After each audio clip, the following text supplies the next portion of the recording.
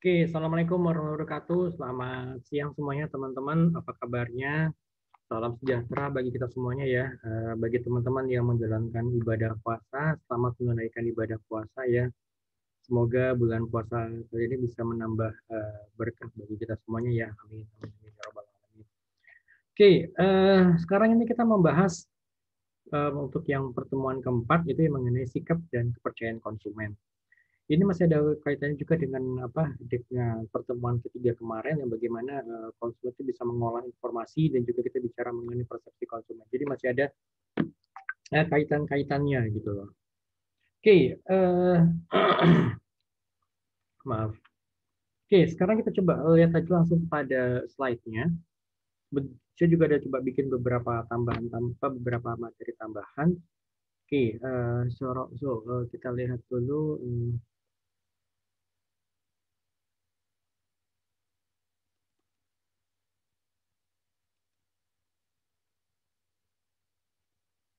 Oke, sikap dan kepercayaan konsumen. Oke, di layar teman-teman sudah bisa terlihat ya ini untuk sikap dan kepercayaan konsumen. Oke, kita coba lihat dulu definisi dari sikap konsumen. Attitude. Kalau dalam bahasa Inggris kita sebut dengan attitude. Attitude adalah atau sikap itu adalah suatu mental dan saraf yang berkaitan dengan kesiapan untuk menanggapi di organisasi melalui pengalaman dan memiliki pengaruh yang mengarahkan dan atau dinamis terhadap perilaku tersebut gitu loh. Nah, sikap itu adalah juga sebuah perilaku yang menunjukkan apa yang disukai dan tidak disukai oleh konsumen. Ini kalau menurut Kotler. Kemudian juga sikap atau attitude ini juga merupakan sebuah affection atau afeksi atau perasaan untuk atau terhadap sebuah rangsangan. Ini kan kita kemarin sudah bicara mengenai rangsangan, mengenai stimulus gitu ya. Oke. Oke, fungsi dari sikap ini adalah untuk membantu menyimpan memori jangka panjang sehingga orang bisa dengan mudah mengingat kembali suatu hal pada saat yang dibutuhkan, pada saat yang tepat gitu loh. Nah, seperti yang saya jelaskan kemarin bahwa memori jangka panjang itu terdapat pada pikiran bawah sadar manusia gitu ya. Jadi ini balik lagi kepada pertemuan yang kemarin itu ya. Jadi kita masih tetap membahas juga menyerempet mengenai pikiran bawah sadar manusia di sini. Kemudian ketika kita sedang menghadapi isu atau masalah pada produk ataupun jasa, merek, jadi dalam rangka membuat pernyataan yang terkait dengan dirinya konsumen gitu loh. Oke, nah kalau kita bicara mengenai sikap konsumen, berarti kita juga bicara mengenai tanggapan atau perasaan konsumen yang bisa jadi merupakan perasaan yang suka atau perasaan yang tidak suka terhadap objek tertentu gitu loh. Nah, ini contohnya atau misalnya tuh bagaimana sikap konsumen terhadap kinerja produk, bagaimana konsumen bersikap terhadap ya merek perusahaan, kemudian juga terhadap harga produk, terhadap iklan produk perusahaan yang ditayangkan di media dan juga sebagainya ya seperti yang sudah kita bahas waktu pertemuan hari Senin kemarin. Jadi kan kita juga ngebahas di situ mengenai bagaimana konsumen itu bagaimana konsumen itu mempunyai panca indera dan panca indera mana yang memiliki dominasi yang paling tinggi gitu kan. Di sini juga akan ada kaitannya gitu loh.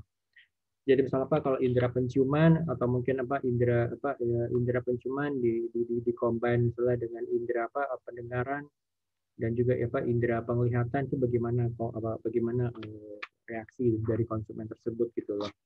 Dibandingkan hanya apabila kita hanya menggunakan indera penglihatan saja gitu kan ya. Oke, kemudian komponen dari sikap konsumen. Jadi ada 3 komponen utama di sini. Yang pertama adalah mengenai kognitif, afektif, dan juga konatif atau psikomotor. Kognitif itu berkaitan dengan pikiran atau otak seseorang, apa yang dipikirkan oleh konsumen.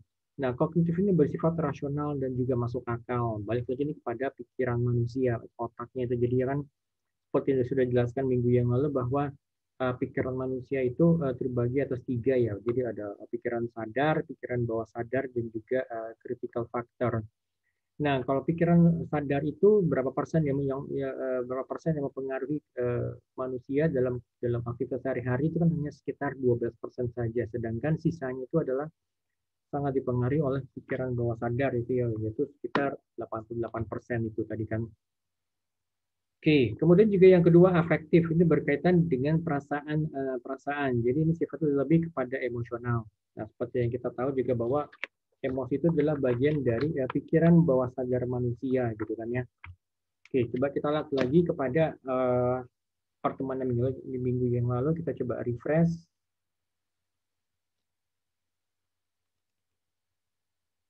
Oke. Sini kan kita lihat bahwa pikiran bawah sadar manusia itu ada beberapa gitu kan. Ada yang pertama adalah insting untuk mengejar kenikmatan, lalu yang kedua insting untuk melindungi diri dari rasa sakit, yang ketiga seperti yang sudah kita bahas adalah emosi, kemudian kebiasaan hidup, kepribadian, intuisi, kreativitas, bioritmik hidup, kemudian juga belief system, dan juga memori jangka panjang. Ini semuanya ada di dalam pikiran bawah sadar manusia. Jadi kalau kita ngebahas mengenai memori jangka panjang, ya, jadi kita sudah nyebutkan mengenai memori jangka panjang itu ada kaitannya dengan pikiran bawah sadar manusia. Lalu afektif ini yang berkaitan dengan perasaan, jadi yang lebih kepada emosional, jadi emosi ini ada pada pikiran bawah sadar manusia gitu loh. Oke, nah sekarang kita kembali lagi kepada slide yang tadi. Lalu yang ketiga, konatif atau psikomotor. Ini wujudnya seperti keterampilan seseorang, misalnya terampil menyetir, olahraga, kemudian memasak. Jadi sifatnya yang lebih kepada keterampilan gitu loh. Itu misalnya apa lagi mengetik gitu ya, dan juga yang lain-lain.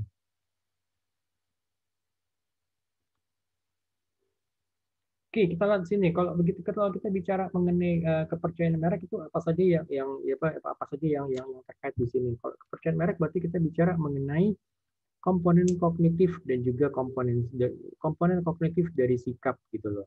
Kalau kita bicara mengenai brand evaluation, kita merupakan komponen afektif atau perusahaan, atau perasaan, sorry. Nah, kemudian kalau keinginan kita atau kemaksud untuk membeli itu merupakan komponen konatif, jadi itu lebih kepada yang sifatnya tindakan gitu loh. Jadi seulang lagi, jadi kalau untuk mengenai kepercayaan terhadap sebuah brand itu ada hubungannya dengan kognitif ya, jadi ada hubungannya dengan pikiran seseorang. Jadi ya berarti lebih kepada ada hubungannya juga dengan pikiran sadar dan pikiran bawah sadar gitu ya. Kalau ini afektif mengenai evaluasi merek, jadi berarti ada hubungannya dengan emosional. Berarti ini ada hubungannya dengan pikiran bawah sadar manusia tadi gitu kan ya. Nah, kemudian kalau konatif, psikomotor. Di sini ada maksud untuk membeli, ya jadi itu bagian apa yang maksud untuk membeli, berarti merupakan komponen konatif yang itu sebagai bicara mengenai keterampilan seseorang di sini gitu. So, next. Model multi atribut dari sikap konsumen. Jadi model sikap terhadap objek itu memiliki karakteristik antara lain dari sikap, attitude. Jadi bagaimana mempresentasikan kepercayaan terhadap konsumen. Lalu yang kedua, sikap bermanfaat itu untuk mengukur tanggapan konsumen terhadap objek tertentu. Sikap konsumen ini bisa jadi ya positif ataupun negatif gitu ya. Ya salah satu gitu, nggak mungkin dua-duanya. Model lalu yang kedua ini model sikap terhadap perilaku, model teori terhadap tindakan memberikan alasan gitu loh. Oke.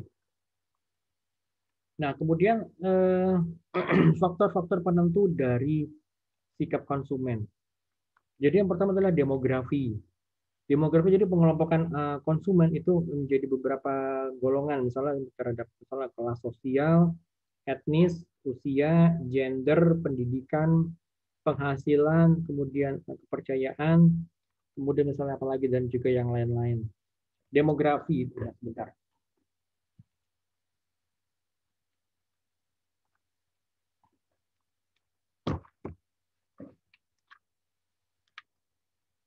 Jadi ada masalah apa tadi yang usia gitu kan ya, kemudian juga apa tadi gender, income, kemudian pendidikan, kemudian juga apa namanya ras gitu ya, kemudian juga apa namanya agama, kemudian juga apa generation, generation misalnya apa misalnya seperti milenial, kemudian juga apalagi baby boomers, kemudian juga misalnya generasi tradisional, itu juga bagian dari demografi.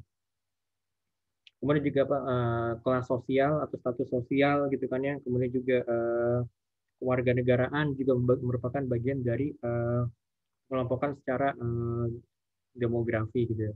Kemudian juga sini preferensi pembelian produk dikelompokkan menjadi misalnya apa keluarga, teman, kelompok, kelompok referensi dan juga yang lainnya. Persepsi manfaat bagi konsumen. Jadi berdasarkan persepsi manfaat produk itu jadi ada manfaat intinya, manfaat dari inti produk dan juga atribut produknya. Jadi lebih kepada fungsionalnya atau menjadi manfaat inti produk atau fungsionalnya ataupun juga misalnya atribut produk. Atribut produk itu contohnya misalkan gini. Kalau kita misalnya misalkan kalau kayak apa namanya kendaraan misalnya kalau kendaraan misalnya apa Mercedes Benz itu pada produk atributnya apa misalnya mewah gitu karena mahal gitu kan ya. Kemudian juga misalkan apa kalau misalnya kayak Volvo itu produk atributnya apa misalnya safety jadi keamanan kemudian juga kenyamanan gitu kan comfort gitu kan ya.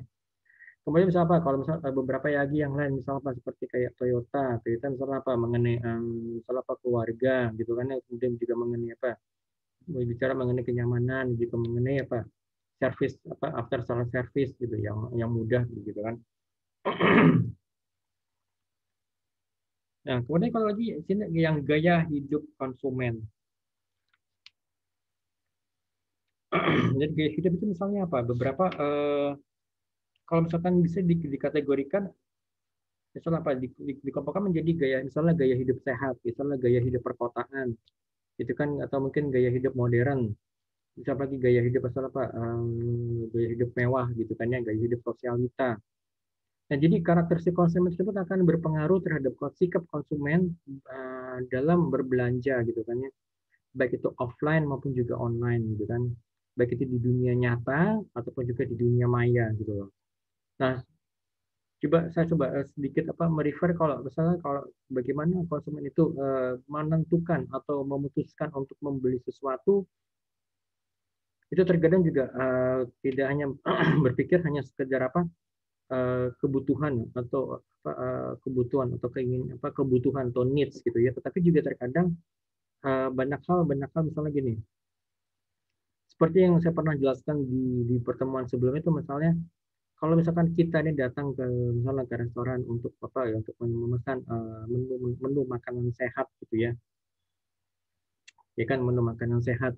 Tapi karena kita mencium misalnya bau aroma burger daging sapi gitu ya, burger daging sapi yang akhirnya menggoda kita untuk ya akhirnya apa kita memesannya apa mesen misalnya misalnya burger daging sapi dengan apa misalnya sekantong besar kentang goreng ya kan yang tadi akhirnya pengen beli misalnya menu makanan sehat seperti salad tapi akhirnya apa yang kita putuskan untuk kita beli itu adalah menu yang lain gitu loh.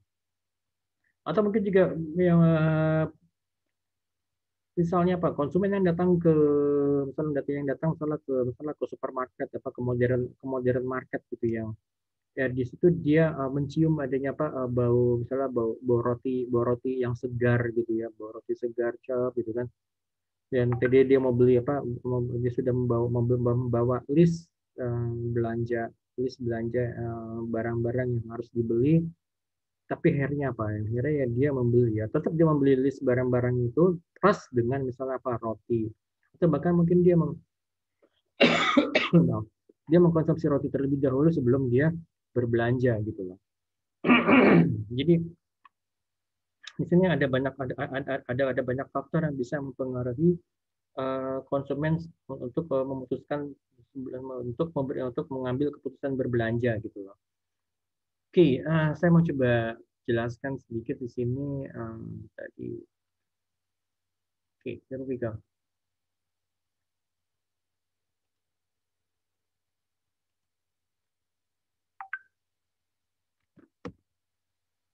Segmentasi psikografis itu atau sini saya coba jelaskan mengenai psikografis ya. Jadi psikografis itu hubungannya dengan lifestyle, dengan gaya hidup.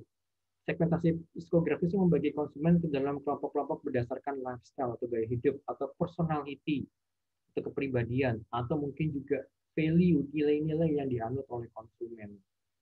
Lifestyle, jadi ya masyarakat itu mempunyai perbedaan dalam berperilaku, jadi ketertarikan, ketertarikan atau interest, kemudian juga aktivitas dan hal ini mempengaruhi produk atau jasa yang akan dibeli atau yang akan digunakan.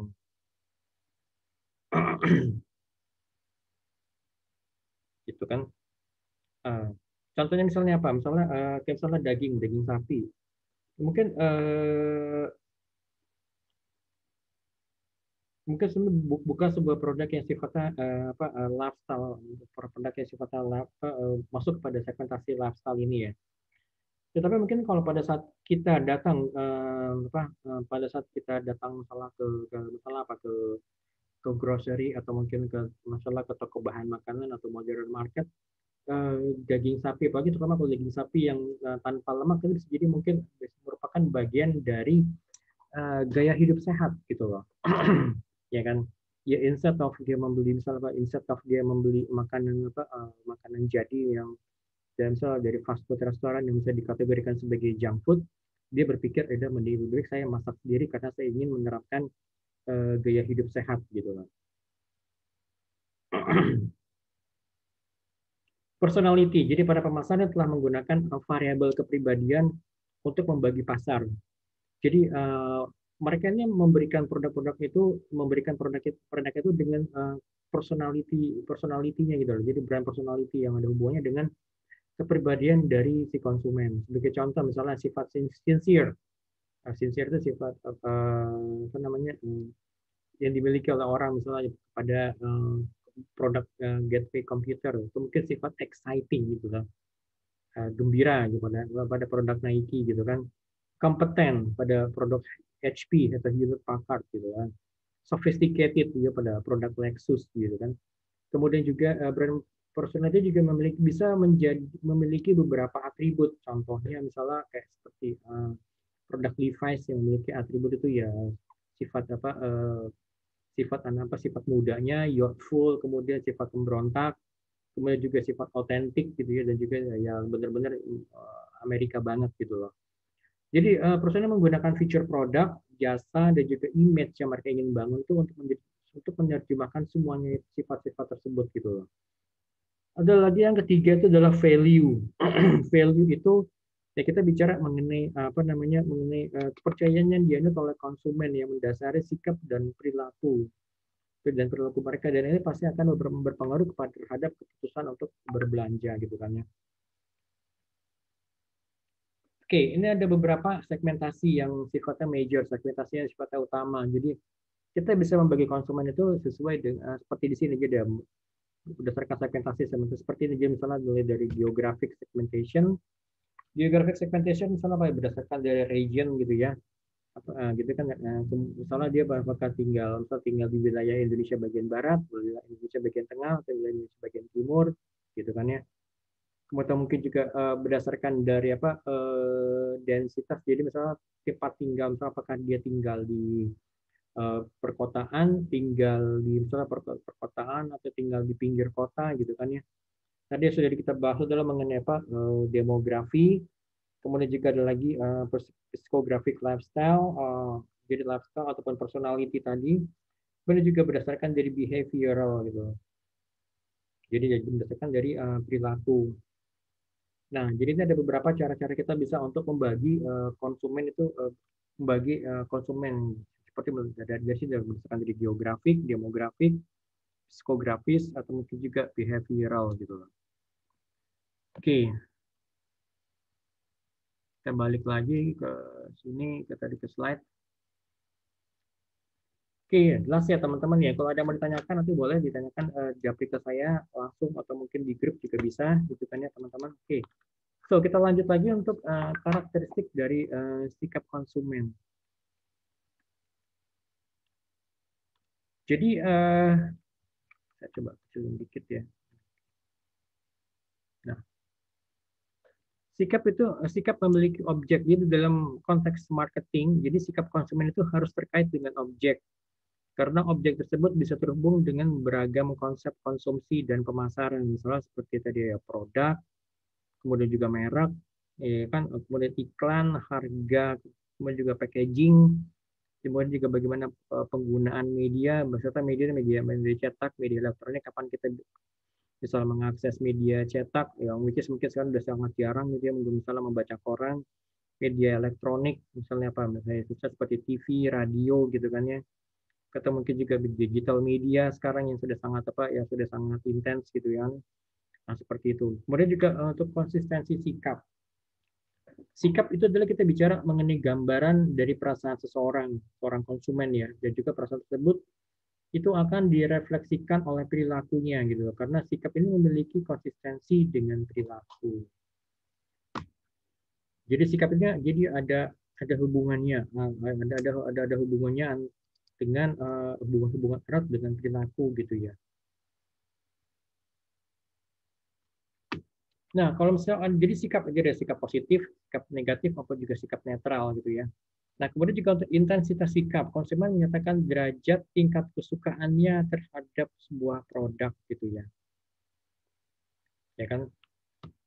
Jadi bisa jadi mungkin karena dia saking sukanya dengan produk ini itu dia akhirnya bisa dia bertindak as if atau seolah-olah sebagai seorang brand ambassador gitu loh. Ya kan, misalnya seperti kayak produk misalnya produk susu bayi yang karena misalnya seorang ibu ini sangat suka sangat suka dalam artian melihat setelah si babynya anaknya itu mengkonsumsi susu bayinya itu misalnya anaknya menjadi lebih sehat, anaknya kok menjadi lebih ceria, akhirnya dia mempromosikan atau merefleksikan produk susu bayi ini kepada teman-temannya atau kepada ibu-ibu di lingkungan tetangganya atau di lingkungan RT-nya atau mungkin juga kepada kepada saudaranya yang akan punya bayi gitu loh. Ya, seperti itu. Lalu yang berikutnya, resistensi sikap.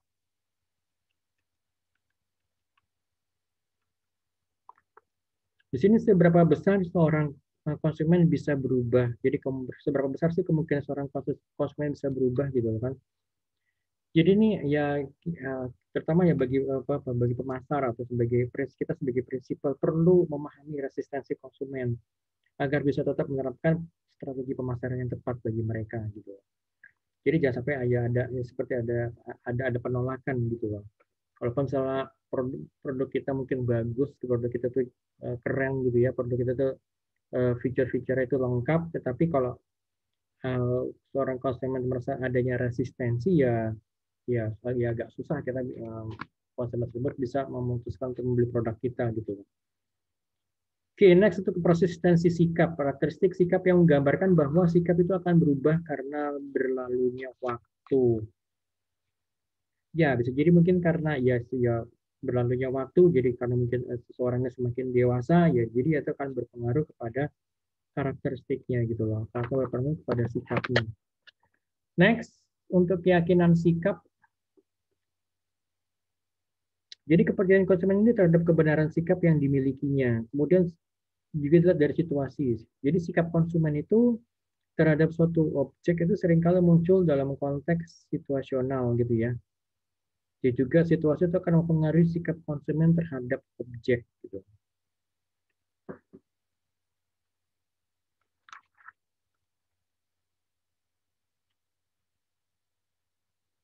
Oke, next untuk yang fungsi-fungsi dari sikap konsumen. Jadi ada beberapa, jadi the function of attitude jadi utilitarian, kemudian value expressive, gitu kan ya, ego defensive dan juga knowledge. Oke, kita lihat satu persatu. Ini masih tetap ada hubungannya dengan tadi ya, untuk pikiran manusia tadi ya, baik untuk yang pikiran bawah sadar maupun juga pikiran sadar. fungsi utilitarian. Jadi seseorang tuh menyatakan sikapnya terhadap suatu objek atau suatu produk atau suatu jasa itu karena ingin memperoleh manfaat atau rewards, ataupun juga salah untuk menghindari adanya ketidakcocokan atau mungkin punishment gitu ya dari produknya itu.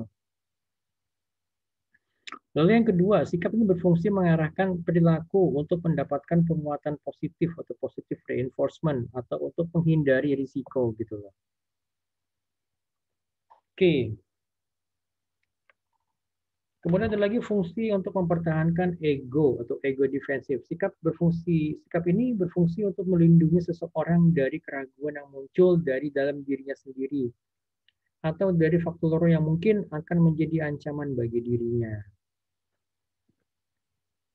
Kalau kalian masih ingat kan, jadi pada di pikiran manusia itu kan ada 3 bagian ya, pikiran sadar, pikiran bawah sadar, juga ada critical factor.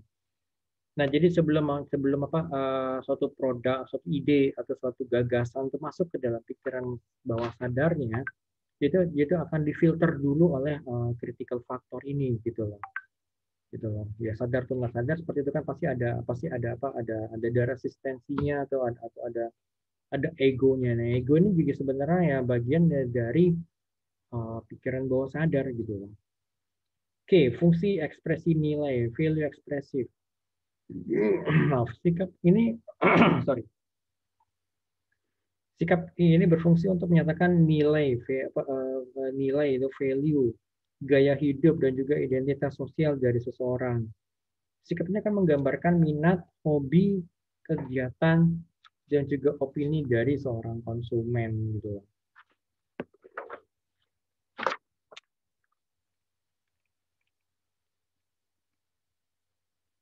Ya kan?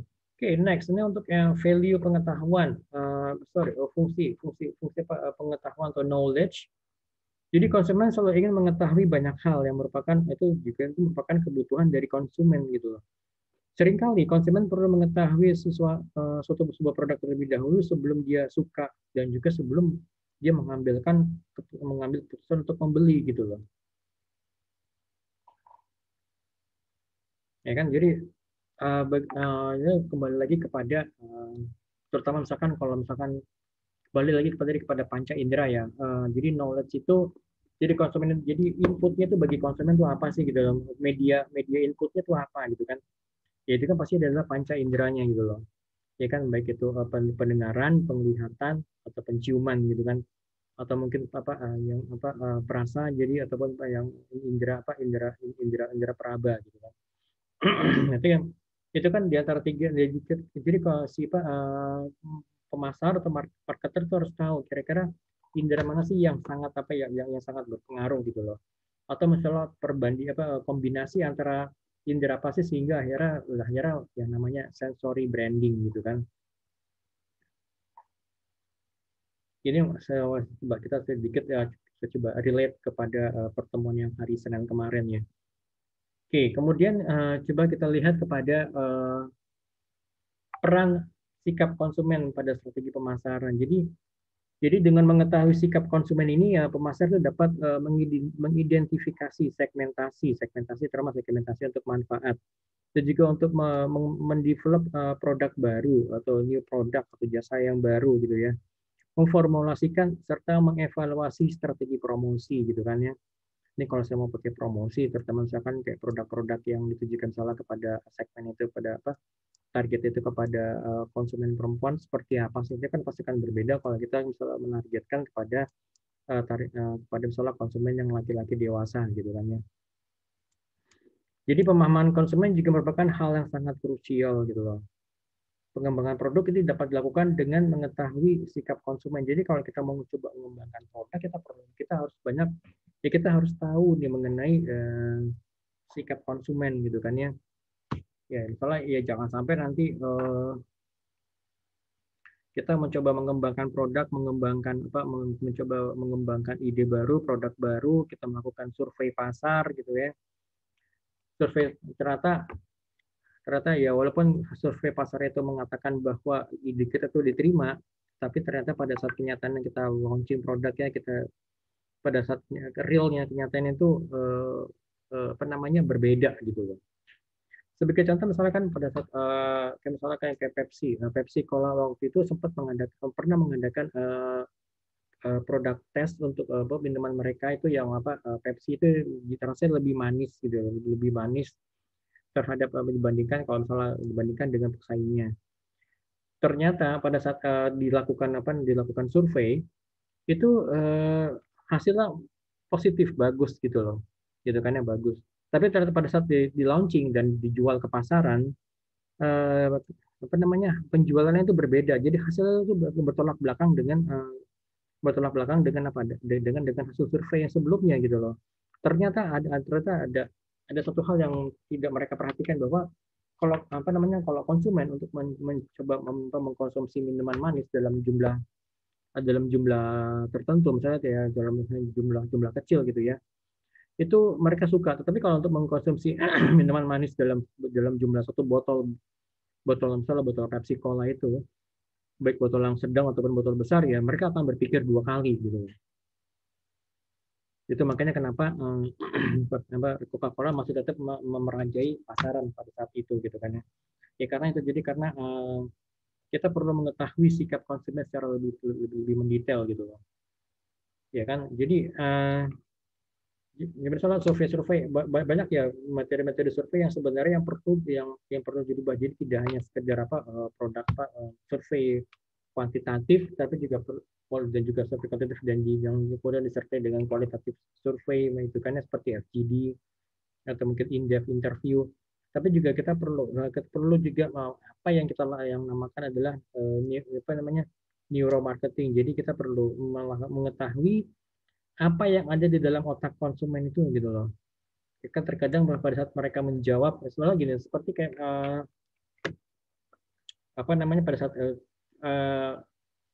dari hasil misalkan gini kalau kita bertanya kepada konsumen mengenai larangan merokok gitu pertama kepada konsumen yang merokok apakah larangan merokok dengan gambar-gambarnya itu semua itu akan mendorong mereka untuk berhenti merokok ya pasti mereka menjawab yes ya ada ya pokoknya jawabannya itu positif ya gitu kan ya. Tetapi dalam dalam otak mereka ya mereka tuh sebenarnya kalah jadi berlawanan gitu loh sangat berlawanan dengan apa yang mereka ucapkan gitu loh. Nah gitu jadi itu yang perlu dipelajari lebih lanjut oleh para pemasar saat ini gitu kan. Oke, next kita sekarang kita bahas mengenai strategi pemasaran untuk bisa mengubah sikap konsumen. Jadi ada beberapa strateginya. Yang pertama adalah mengkombinasikan beberapa fungsi dari produk, mengasosiasikan produk, memecahkan konflik dua sikap, mengubah evaluasi relatif terhadap atribut, mengubah kepercayaan merek, menambahkan atribut pada produk, mengubah penilaian merek secara menyeluruh, mengubah kepercayaan terhadap merek pesaing gitu loh. Oke, kita coba lihat satu persatu ya.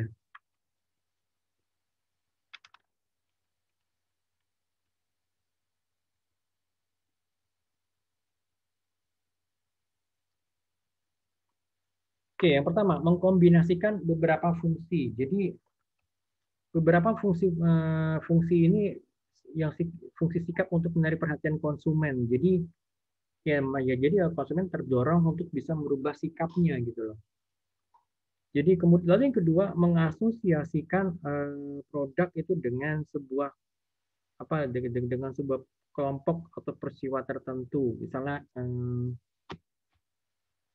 Misalkan kayak sekarang misalnya dalam momen Ramadan, berarti ya kita misalnya produk kita asosiasikan dengan momen Ramadan ini kira gitu loh. Ya misalnya apa?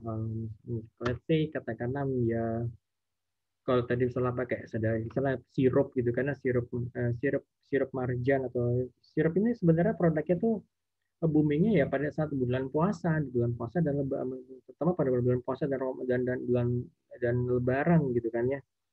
Atau mungkin juga misalnya kayak misalnya apa kayak Kongguan atau mungkin juga beberapa produk-produk cookies itu ya ya, ya penjualan itu tuh akan meningkat meningkat double bahkan meningkat pesat itu pada saat ya momen seperti sekarang ini pada saat momen Ramadan gitu kan ya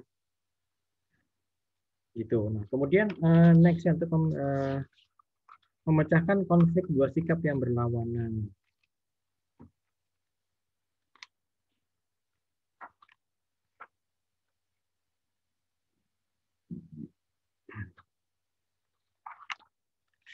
Misalkan begini, misalnya setiap konsumen itu seringkali mungkin mempunyai sikap yang berlawanan dengan produk. Jadi ada pemikiran negatif, tapi juga ada juga pemikiran yang positif terhadap produknya gitu. Misalnya apa? Misalkan seperti kayak misalnya apa? Misalkan seperti kayak produk susu gitu, misalnya susu misalnya susu susu orang dewasa gitu ya, atau mungkin susu apa susu untuk apa manula untuk usia usia lanjut. Itu kan sebenarnya ya positifnya adalah ya susu ini bisa menjaga kesehatan untuk manula, tetapi di sisi yang lain ada juga pemikiran bahwa kok susunya harga susunya mahal gitu ya, gitu kan. Harga susunya itu mahal gitu ya. Terutama misalkan ya apalagi kalau manula kan mereka biasanya mungkin sudah pensiun ataupun juga mereka kerja kan juga penghasilannya kan juga terkadang sudah nggak banyak walaupun juga di sisi lain juga ini sebelum sebelum sebelum COVID ya. Jadi salah ya terutama untuk yang manula itu mereka tuh ya punya banyak waktu, mereka punya apa? Punya tabungan yang cukup gitu kan ya dan juga ya mereka juga punya anak punya apa? Punya anak-anak yang sudah dewasa yang juga membantu kehidupan orang tuanya gitu kan ya. Gitu. Nah, kemudian nah kita perlu memikirkan kira-kira bagaimana kita bisa menghilangkan sisi negatifnya ini gitu atau menghilangkan mungkin enggak tapi mencoba untuk meminimais sisi negatif dari produk kita ini gitu loh. Ya kan? Atau mungkin juga misalkan kayak produk-produk apa? Misalkan kayak misalnya apa ya produk-produk saat ini yang produk-produk kesehatan gitu kan biasanya kan itu makanan-makanan kesehatan gitu ya misalkan kayak daging tanpa lemak gitu kan itu daging tanpa lemak yang dengan merek tertentu itu kan sebenarnya bagus untuk kesehatan kan karena kandungan lemaknya mendekati sangat rendah tapi di sisi yang lain kan juga itu produknya mahal gitu kan ya. Nah jadi si pemasar tuh harus bisa menyikapi bagaimana nih supaya saya bisa meminimais sisi negatif dari produk saya ini gitu kan ya. Oke, kemudian yang keempat, mengubah evaluasi relatif terhadap atribut. Jadi ini suatu produk ini seringkali dikenal konsumen karena popularitas atributnya yang memiliki beberapa fungsi spesifik atau yang dikenal karena situasi pemakaian yang khas, gitu kan? Ya misalnya ya paling gampang misalnya apa kayak pada saat itu misalnya kuku Bima. Kuku Bima itu kan itu dikonotasikan atau dihubungkan sebagai misalnya apa sebagai ya minuman atau obat kuat lah gitu lah. Nah kemudian kuku Bima itu mencoba merubahnya menjadi kuku Bima sebagai minuman berenergi gitu kan ya gitu makanya muncul masalah kuku Bima energi gitu loh. Oke, lalu yang kelima mengubah kepercayaan merek.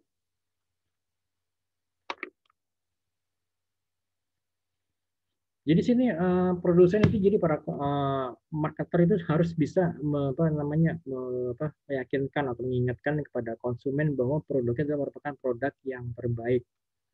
Kemudian juga konsumen itu harus memiliki sikap yang positif gitu ya.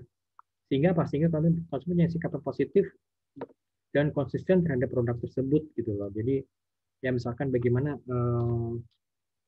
para marketer ini bisa menjaga kepercayaan dari untuk produk susu anak gitu kan ya atau mungkin juga produk-produk untuk susu untuk manula itu yang tetap harus dijagakan kepercayaannya gitu loh.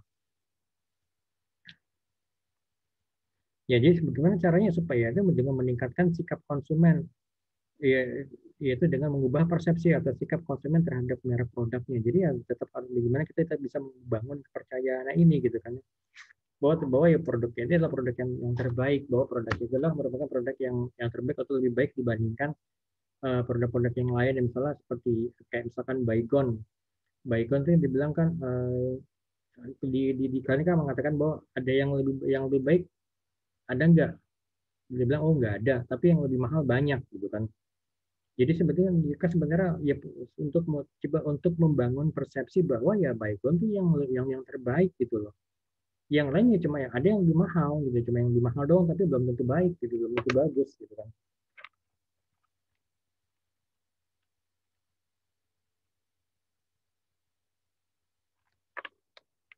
Lalu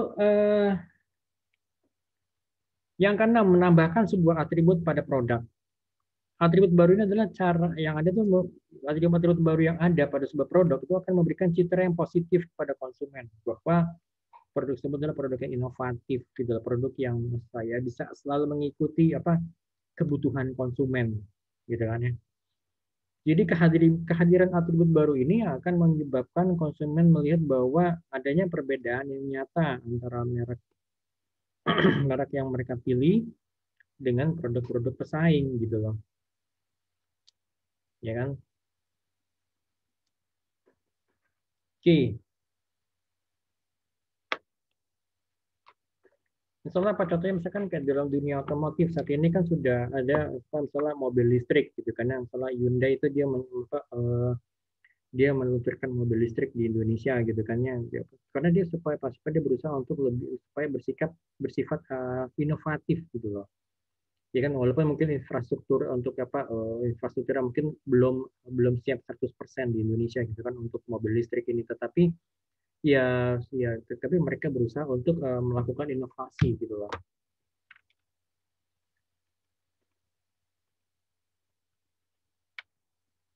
Lalu yang ketujuh, mengubah penilaian merek secara menyeluruh. Jadi apa? Dengan cara membangun sikap yang positif secara keseluruhan terhadap sebuah merek.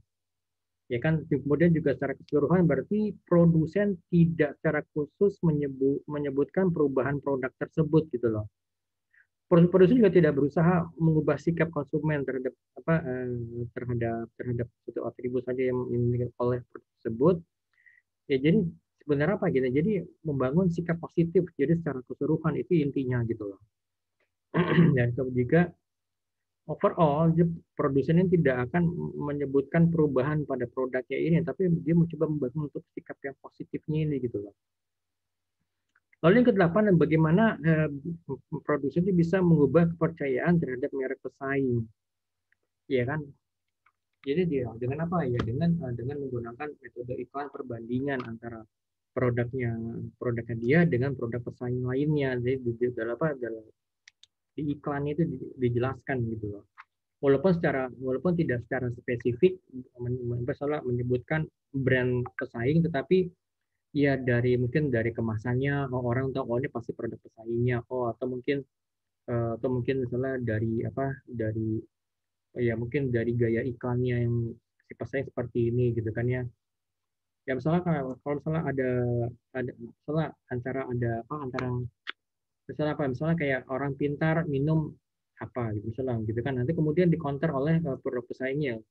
Ya dalam iklan ya misalnya kan kalau mau minum obat masuk angin atau minum obat apa, dia harus ditanya misalnya mengenai rumus-rumus, ditanya mengenai kayak hal aneh-aneh. Terus dia bilang ya kalau mau minum, akhirnya keluar misalnya kata-kata yang intinya mengatakan bahwa ya kalau mau minum obat ya nggak harus pintar dulu gitu. Gitu. Oke. Next, kepercayaan konsumen.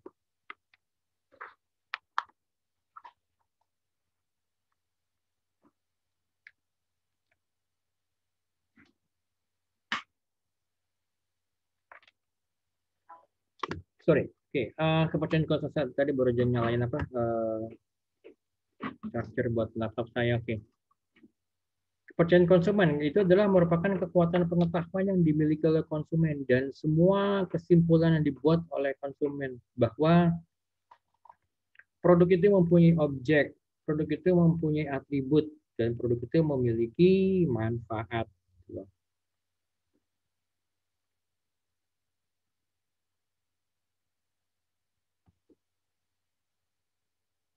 Oke, kita lihat jenis-jenis kepercayaan konsumen. Jadi kepercayaan konsumen itu ya baik itu percaya dibagi tiga ya. Kepercayaan objek itu atribut, kepercayaan atribut itu manfaat, kepercayaan objek itu manfaat gitu ya. Oke, kita lihat yang pertama, kepercayaan objek to atribut. Jadi objek, atribut, belief gitu ya. Sorry. Oke.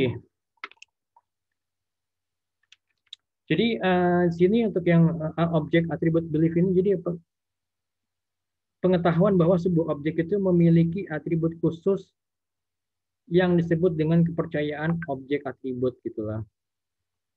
Jadi ada spesifik atributnya gitu loh. Lalu yang kedua, kepercayaan ini menghubungkan objek. Seperti misalnya seseorang, barang, atau jasa dengan atribut gitu loh. Oke, yang kedua, ini adalah kepercayaan atribut manfaat. Ini merupakan persepsi konsumen mengenai seberapa jauh atribut tertentu menghasilkan atau memberikan manfaat tertentu gitu loh. Jadi sini bagaimana sebuah atribut itu bisa menghasilkan atau memberikan manfaat tertentu kepada konsumen di sini. Lalu yang ketiga, kepercayaan objek manfaat merupakan persepsi konsumen tentang seberapa jauh produk ataupun orang ataupun jasa tertentu yang akan bisa memberikan manfaat tertentu kepada konsumen gitu loh. Oke. Kepercayaan konsumen dan juga implikasi manajerial.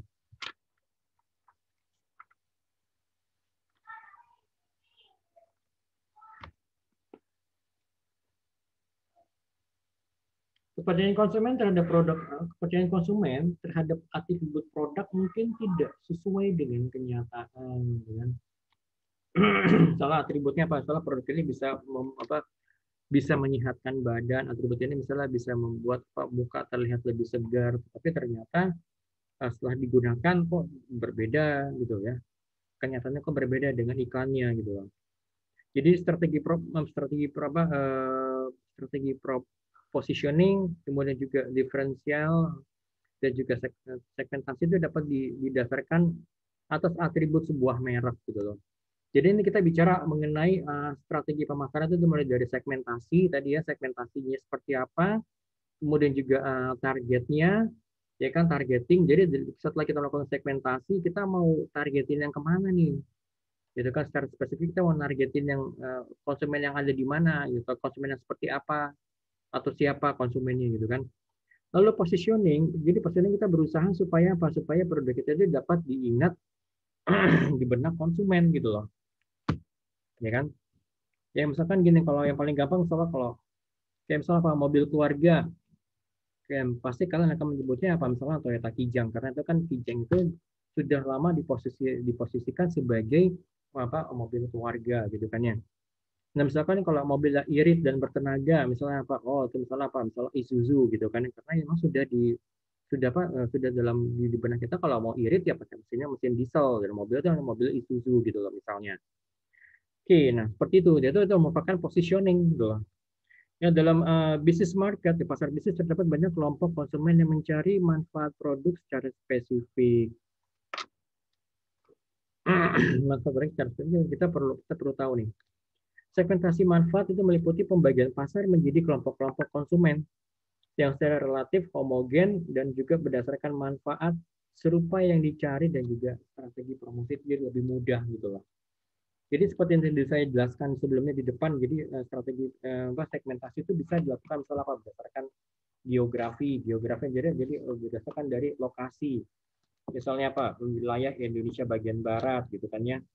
Itu kan itu segmentasi itu kan berdasarkan dari region. Misalnya apa misalkan kalau kalian itu bekerja misalnya di perusahaan internasional atau perusahaan multinasional. Jadi ada misalnya apa by region misalnya apa Pasifik, kemudian juga apa West Coast atau mungkin apa East Coast gitu ya, pantai barat, pantai timur Amerika gitu kan ya. Kemudian juga apa Atlantik Utara, Atlantik Selatan gitu kan ya, samudra apa Atlantik gitu kan ya. Kemudian juga dilihat dari misalnya ukuran dari besar kecilnya kota, dilihat dari jumlah penduduknya gitu kan ya. Misalnya apa penduduk yang langsung aja misalnya kota metropolitan, kota megapolitan misalnya seperti Jakarta atau mungkin misalnya Surabaya gitu ya, kota-kota metropolitan atau mungkin Medan gitu ya. Itu langsung gitu kan. Jadi kita bisa tahu gitu loh. Kemudian juga misalnya dilihat dari densitasnya. Sorry, misalnya penduduk yang tinggal di kota-kota tadi ya, sudah kota-kota misalnya di perkotaan atau mungkin yang tinggal di daerah pinggiran kota gitu loh. Ya kan, misalkan kalau kita ingin menargetkan, misalnya kita ingin menjual furniture emang ditujukan kepada mereka yang tinggal di kota-kota besar gitu ya, terutama mungkin yang tinggal di apartemen, ya kan tinggal di apartemen atau mungkin tinggal misalnya di mana di kondominium atau di flat gitu ya. Itu jenis apa tipe furniture kan sangat berbeda dengan furniture misalkan yang kita coba pasarkan kepada mereka yang tinggal di daerah pinggiran kota ya gitu kan. Dan misalkan kalau di apartemen itu kan ya diusahakan supaya apa produknya ringkas gitu loh. Ya kan produknya ringkas sebagai ya tinggal apa do it yourself gitu kan. Ya udah ya kita beli kita pasang sendiri gitu loh. Misalnya kayak lemari buku gitu kan atau meja belajar gitu kan ya. Seperti itu. Mungkin juga tapi yang jelas meja bahannya tuh ringan dan kuat gitu kan ya.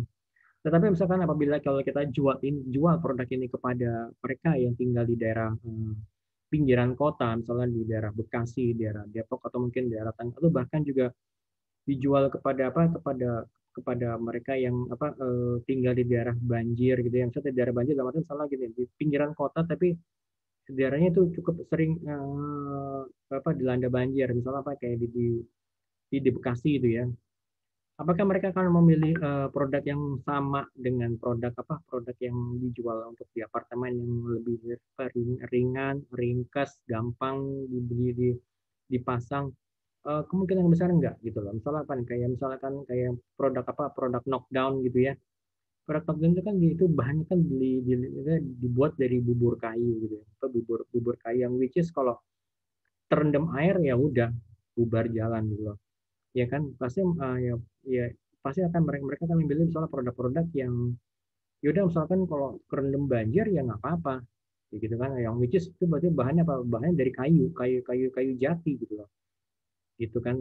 Bayangkan kalau misalkan kalau kalian menjual produk-produk furniture dari berbahan kayu jati yang gede-gede dan berat kepada mereka yang tinggal di perkotaan, terutama yang tinggal di apartemen, kira-kira cocok nggak? Itu kan akan berbeda gitu loh. Oke, itu berdasarkan segmentasi ya. Nah, kemudian juga seperti itu. Kemudian segmentasi manfaat ini meliputi pembagian pasar menjadi kelompok-kelompok konsumen yang secara relatif itu homogen berdasarkan dari manfaat yang serupa yang sedang dicari dan juga kita dengan strategi promosi yang sama gitu loh.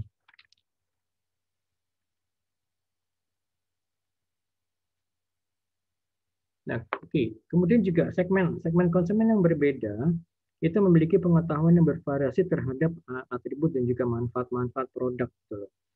So, jadi kita sebagai sebagai ya manajernya ini, sebagai marketer ini, ya kita harus cermat menentukan keahlian dari dari pasar yang kita targetkan sebelum ya mereka memutuskan apakah sebelum si manajer ini memutuskan apakah kita akan mengiklankan sebuah merek dengan menyajikan informasi atributnya, informasi manfaatnya, atau mungkin juga kombinasi dari manfaat dan atributnya ini gitu loh.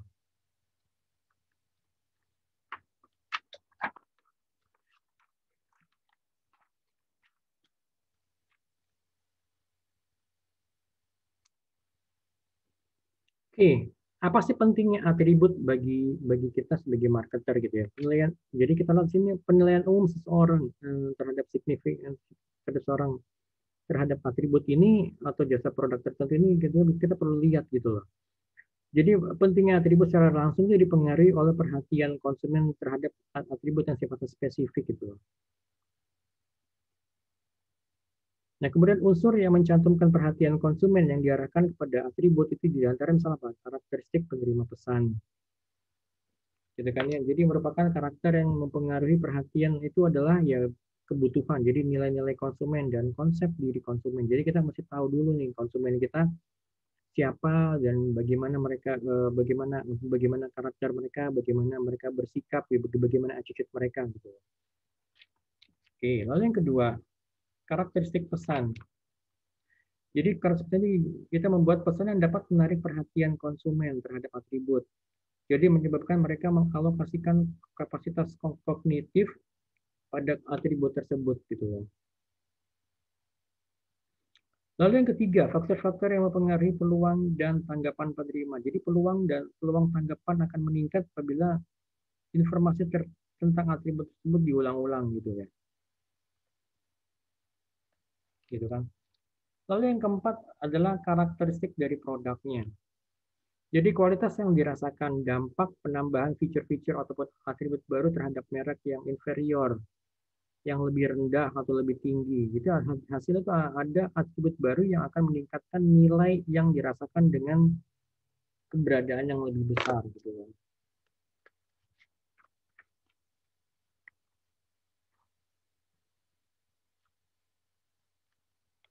Oke, sampai sini teman-teman ada yang mau ditanyakan? Kalau mau ditanyakan silakan bisa langsung tanyakan by Japri WhatsApp ke saya atau bisa juga ditanyakan di grup gitu ya. Oke.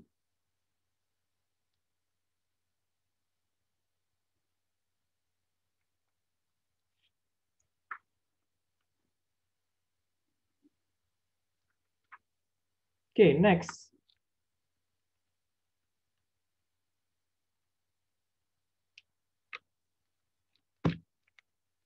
Pembentukan sikap dan kepercayaan konsumen. Jadi pada formasi langsung, kepercayaan dan sikap itu diciptakan tanpa terjadi adanya keadaan lain sebelumnya gitu ya. Setelah kepercayaan dan sikap terbentuk secara langsung, terdapat juga tendensi atas tiga keadaan yang dapat menciptakan sebuah hierarki. Oke, ini kalian bisa baca sendiri. Di konsumen membentuk kepercayaan terhadap sebuah produk, kemudian mengembangkan sikap terhadapnya dan juga akhirnya membeli. Jadi tolong perhatikan. Jadi ini mengenai keputusan membeli dari seorang konsumen itu juga ada faktor-faktornya apa saja, kemudian juga panca indera apa aja yang sangat berpengaruh gitu kan ya. Oke, dan juga sebaliknya.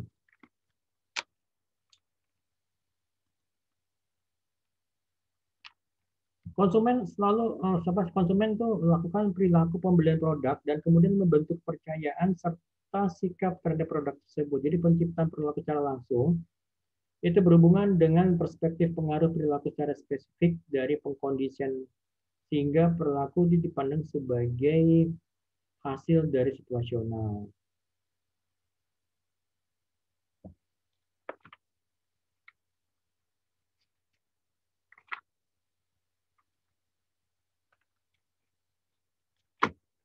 Oke, next.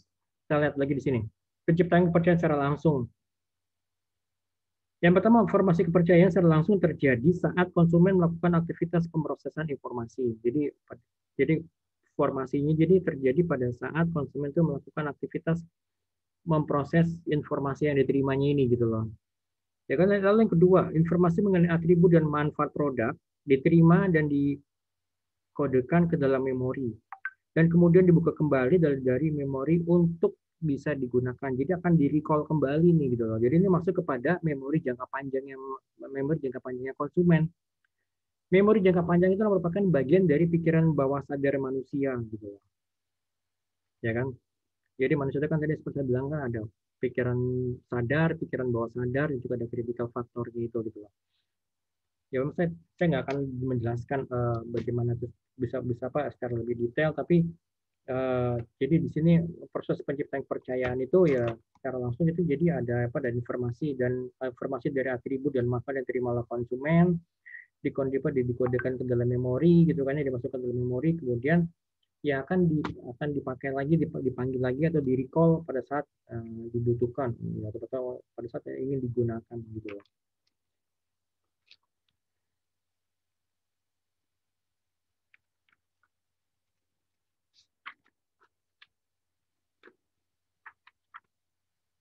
Oke, ini yang terakhir.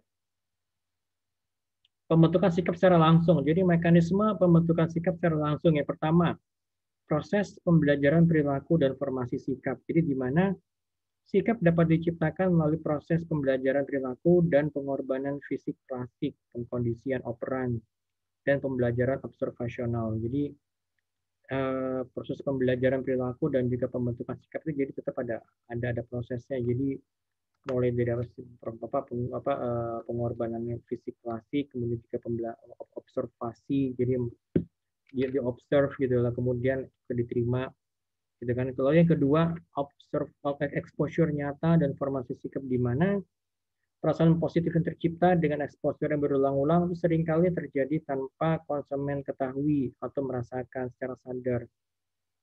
Ya, ini kembali lagi kepada pikiran bawah sadar manusia gitu kan ya, bahwa ya setelah adanya exposure sifatnya perasaan positif dengan exposure yang berulang-ulang gitu ya. Jadi ya terjadi tanpa konsumen ini mengetahui secara sadar. Selain itu, pengaruh exposure nyata memiliki dampak penting bagi para pemasar untuk dapat mengelola dan menempatkan produknya, nama atau simbolnya di muka konsumen sesering mungkin sehingga dapat mengaruhi perasaan sejumlah orang dengan nyata gitu. Jadi ini terkait dengan dengan media ya, media exposure ya. Jadi misalkan kalau kalian mau, jadi misalnya sering kalau kita lihat itu kan misalnya ada adanya media-media iklan yang ada di pinggir jalan atau di tempat-tempat strategis gitu kan, atau mungkin kalau kalian lihat kemarin misalnya kayak di Times Square di New York itu kan stimulusnya sangat berlebihan kan, jadi orang bingung bahkan jadi orang malah nggak akan melihat sama sekali karena sudah over exposure gitu, sudah over stimulus gitu kan, gitu loh. Nah, itu yang perlu diperhatikan juga bahwa bagaimana kita bisa menempatkan media atau memilih media yang sesuai gitu loh. Jadi akhirnya akan memberikan kesan yang positif bagi konsumen gitu loh. Suasana hati dan formasi sikap di sini juga sudah diketahui bahwa apabila konsumen pada awalnya diekspos pada sebuah objek, suasana hati mereka pada suatu saat akan mempengaruhi sikap yang mereka bentuk terhadap objek. Jadi kembali lagi kepada sikap si konsumen. Jadi apabila memang lagi moodnya itu lagi bagus, lagi baik, ya hal ini akan berpengaruh terhadap terhadap sikap mereka terhadap produk gitu loh, gitu. Nah, ini yang makanya